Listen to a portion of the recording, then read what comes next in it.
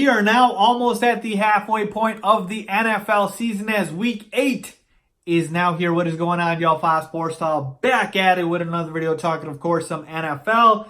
So if you guys are new to the channel, welcome. Make sure to go and subscribe because I do post weekly videos on this channel. You don't want to miss out. And make sure to go ahead and support the channel by clicking the bell icon to be notified every time I drop a new video.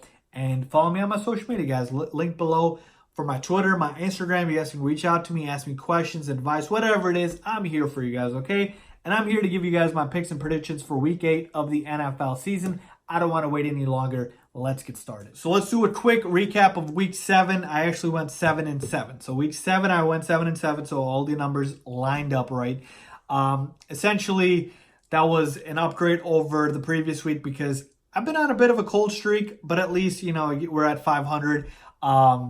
I had started off super hot and then again hit a cold streak, but hopefully we can pick it back up. So essentially, that brings my overall record on the year to 59-43-1, okay? And a couple of quick things. I got too cute again. I didn't get as cute as I did last week. The week prior, I just picked way too many upsets. But this week, I should have picked Minnesota at home to beat Detroit. They're at home. They're a better team at home. I should have known that. I'm done picking the Chargers. I'm just done. They've find a way to lose every single week in the most egregious way possible. They've lost to now the third string quarterback for the Steelers. They've lost to the Broncos with Joe Flacco, and they've lost to the Titans with Ryan Tannehill in his first start with the Titans. I'm done with the Chargers, okay? And finally, I need to start giving the Colts some respect, folks. I keep doubting this team.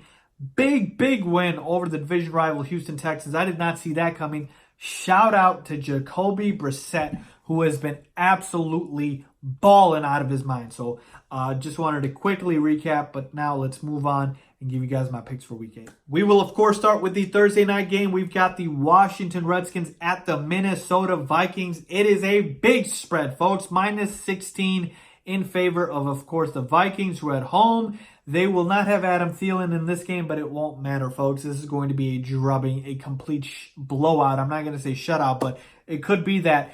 This is a revenge game for Kirk Cousins. Yeah, you like that, Washington, okay? Kirk Cousins has been on fire, one of the hottest quarterbacks right now in the NFL over the past 3 weeks, a 10 touchdown to 1 interception ratio. The Vikings should have no issue here just wiping the floor with the Redskins, who are atrocious, and outside of the Dolphins, the worst team in the NFL, okay? I don't even want to address the Redskins. The only good player they've got is McLaurin F1, which is Terry McLaurin's new nickname that I have. F1, I don't like Scary Terry. I don't know why people want to give him that nickname. But basically, Vikings win this game easily, and I'll take the 16 points to cover. I mean, they will absolutely dominate. I don't see how the Redskins score. So give me the Vikings to win this game. Let's move on to the Cincinnati Bengals at the Los Angeles Rams. Another big spread here, -13 in favor of the Los Angeles Rams. Now, the Rams coming off a solid victory against the Atlanta Falcons. Now, hopefully, they can get a little bit of rhythm, okay? Todd Gurley can get going here against a porous run defense, and Jared Goff can get going against the Bengals team, which is winless, and they can't get pressure on the quarterback. So he should have another good game. So I'm taking the Rams to win this one. It's really about if I'm going to take the points or if I'm going to take the Bengals to cover. And here's my thing, folks. I mean, I'm certainly picking the Rams, obviously, to win. But the Bengals got to put up a fight here, right? They have to. 13's a big spread. Let's think that they can at least hopefully show some signs of life here and hopefully cover this 13-point spread, but I don't even feel that good about that. But again, I'll still take the Rams here, obviously, to win this outright. Let's move on to the Arizona Cardinals at the New Orleans Saints. Another big spread. Boy, we've got big spreads this week. 9.5 is what this line opened up at in favor of course, the Saints, who are undefeated without Drew Brees. 5-0 coming off a big win against the Chicago Bears. And I'm going with the Saints again, folks. They're going to win this game against the Cardinals team, which has reeled off 3 straight wins, but they didn't really beat anybody that impressive, okay? Haven't really had great wins. Bengals, Giants, it's been a bunch of nobody. So the Saints, better defense, obviously. Teddy Bridgewater's playing great. I don't even know if Alvin Kamara is going to suit up for this one, but the Saints, Sean Payton in particular, is going to design a way to stop Kyler Murray. They won't even have David Johnson this week, most likely, so you'll have Chase Edmonds out there. Give me the New Orleans Saints to win this game, but I do think the Cardinals will cover that 9.5. Let's move on to the Tampa Bay Buccaneers at the Tennessee Titans, and for the life of me, I can't figure out this Titans team. Every time I pick them to win, they lose. Every time I pick them to lose, they win. So I'm just not going to pick the Titans here, even though they're favored. They're favored by 2.5. I didn't think they should have benched Marcus Mariota. I don't think Ryan Tannehill is much of an upgrade here. So to me, this Titans team is meh. You know, they're 3-4 on the year. The Tampa Bay team is not that great either. They're 2-4, but to me, Tampa at least has like a bit of a ceiling. You know, when they go off, they really go off. So to me, I think this is a spot here where hopefully they can catch fire. I think Mike Evans is due for a big game. Chris Godwin's been balling out. I'll take the Titans here to upset I'll take the Tampa Bay Buccaneers here to upset the Tennessee Titans straight up in this one, even though they're on the road, just because I can't pick this Vikings team and this Titans team, and I can't figure them out. Okay, so give me the Bucs here to win that one. Let's move on to the Denver Broncos at the Indianapolis Colts, and I'm done disrespecting the Colts. Colts fans, I'm sorry. I'm picking your team. The Broncos are garbage. They couldn't beat the Chiefs without Patrick Mahomes. There's no analysis needed here. The spread is 6 in favor of the Colts. I'll take the Colts. I'll take the points. Let's move on. Seattle Seahawks at the Atlanta Falcons. This should be a very good game. The highest over-under on the slate should be a shootout. Seahawks favored by 3.5. Matt Ryan did get injured last week, but he's expected to play in this one. They did trade Mohamed Sanu to now the Patriots, so one less weapon for them. Still got Julio, Calvin Ridley, and Austin Hooper. But give me the Seattle Seahawks, even on the road. Russell Wilson's the MVP so far. He's been balling out of his mind. This Falcons team can't stop nobody defensively. Tyler Lockett should have a good game. DK Metcalf should have a good game. Chris Carson should be able to do whatever he wants.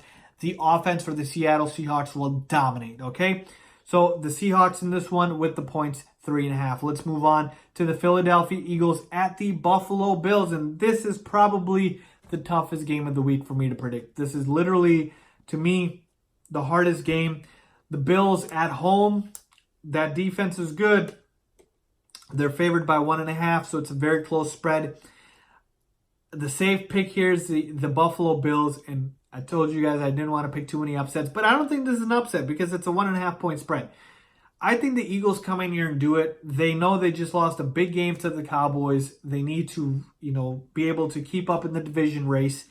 And you take a look at this Bills team. I mean, they struggled with the Dolphins. I mean, I know they won at the end, but it was not, it was not as much of a blowout as people think. Okay, they got a garbage time score at the end, which kind of inflated their score. But Ryan Fitzpatrick was moving the ball on this Buffalo Bills team, so I think Carson Wentz can certainly do that. So I think I'll take the Eagles here in an upset, just because, like I said, I think they're desperate, and a desperate Eagles team, I think, can beat this underwhelming Buffalo offense. Their defense is okay, but like I said, Ryan Fitzpatrick was moving the ball on them. So give me the Eagles here.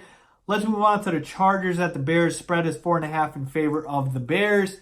Now, I made a separate video about this, so you guys can go check that out. But basically, I've got the Bears here to win this game, but I'll take the Chargers to cover that 4.5 point spread. Let's move on to the New York Giants at the Detroit Lions. Lions are favored by 7 in this one, and I expect them to win this game. They are the better team. They are the better defense, better quarterback, better wide receiver core. Run game is going to suffer. No Kerryon Johnson this week, but they're at home. And they're playing rookie quarterback in Daniel Jones. So I do think the Detroit Lions, just being the better team, should win this game. But I will take the Giants to cover that 7-point spread. Let's move on to the Jets at the Jaguars. Now, again, this is a 6-point spread in favor of the Jacksonville Jaguars.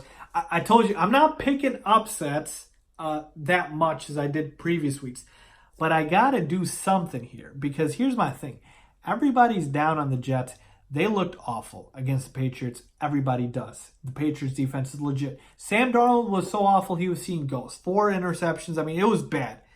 This is the perfect time to fade what the public thinks Everybody's going to hammer the Jaguars. They're just going to hammer them. And the Jaguars were struggling with the Bengals last week. Give me the Jets in an upset. I think this Jets team is talented. Robbie Anderson, Jamison Crowder, Le'Veon Bell. They've got weapons. Sam Darnold had a good game against the Cowboys. He just flat out played bad against Bill Belichick and the Patriots. And that's going to happen to a lot of quarterbacks in the NFL. I think this is a good opportunity for an upset here. Give me the Jets to win this game outright on the road against Jaguars. Because if they don't win this game, I mean, their season's done. It's over. Let's move on to the Carolina Panthers at the 49ers. The win streak ends. I like Kyle Allen. I like what he's done. Christian McCaffrey's been the best running back in football. But the 49ers are way too legit. They're at home. They're undefeated. I think it continues here. The run game's good. Kyle Shanahan's been scheming the offense to play very well. The defense is nasty with Nick Bosa and those boys. Give me the 49ers here. But I think the Panthers will cover the 5.5-point spread that is currently on this game. Let's move on to the Browns at the Patriots. 13.5-point spread here, folks. That's a very large spread. But again, the Patriots at home against the inconsistent Browns. I'm not surprised. Do I think the Browns could do something in this game? Sure. I'm taking the Patriots straight up to win this game. But I think the Browns will cover. I think they'll put up a fight here on the road. I think they're going to come out with something. Baker Mayfield and company, they know they need to obviously show up and show out. Their season's going to, obviously be teetering here if they lose this game, which they probably will. So they're going to want to put up a fight. I don't see how the Browns embarrass themselves again. So like I said, give me the Patriots to win this game, but the Browns to cover that 13.5-point spread. Oakland Raiders at the Houston Texans.